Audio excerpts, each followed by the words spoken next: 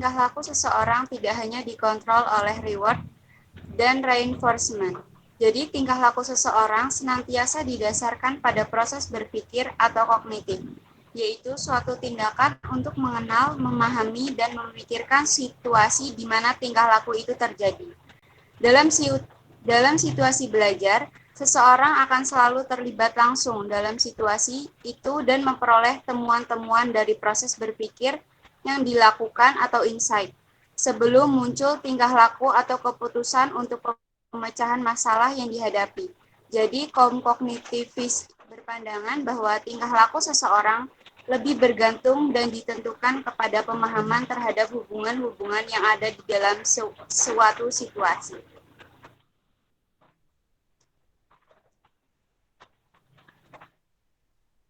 Selanjutnya, klasifikasi jenis-jenis belajar kognitif. Yang pertama yaitu teori Gestalt. Psikologi Gestalt masuk secara tidak terduga ketika Max Wertheimer melakukan perjalanan Bantara Vienna ke Jerman untuk psikologi Gestalt diperkenalkan di Amerika Serikat 10 tahun setelah kemunculannya. Ketiga pelopornya yaitu Max Wertheimer, Kurt Koffka, dan Wolfgang Kohler. Gestalt artinya susunan atau konfigurasi, atau bentuk pemahaman atas situasi perangsangnya, serta menekankan pentingnya proses mental yang didasarkan pada anggapan bahwa subjek itu bereaksi pada keseluruhan yang bermakna. Dasar bagi teori Gestalt adalah bahwa subjek bereaksi dengan keseluruhan makna dalam kesatuan. Lalu ada teori Piaget. Piaget mempelajari perkembangan inteligensi atau kecerdasan individu, mulai lahir sampai dewasa. Perkembangan kognitif atau berpikiran akan sejalan dengan pertumbuhan biologisnya. Artinya, struktur kognitif individu bukan suatu ketentuan yang sudah ada sebelumnya dan bersifat statis, melainkan tumbuh dan berkembang bersamaan dengan bertambahnya usia melalui proses adaptasi dan interaksi dengan lingkungannya. Semakin dewasa seseorang, makin banyak pengetahuannya, karena telah banyak memperoleh pengalaman baik secara langsung maupun tidak langsung. Menurut Piaget, setiap individu mengalami tingkat perkembangan intelektual, yakni pada tahun 0 sampai 2 tahun itu sensori dan motor. Lalu pada tahun 2 sampai 7 tahun pra-operasional. Lalu pada tahun 7 sampai 11 tahun itu operasional konkret dan operasi formal pada tahun 11 tahun ke atas. Terima kasih, saya kembalikan ke moderator.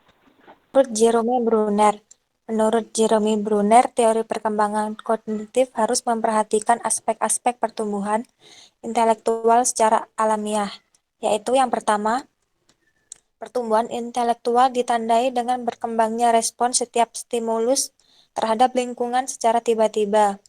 Belajar untuk memperoleh kepuasan, memodifikasi respon yang tetap untuk menghadapi situasi stimulus atau perubahan lingkungan.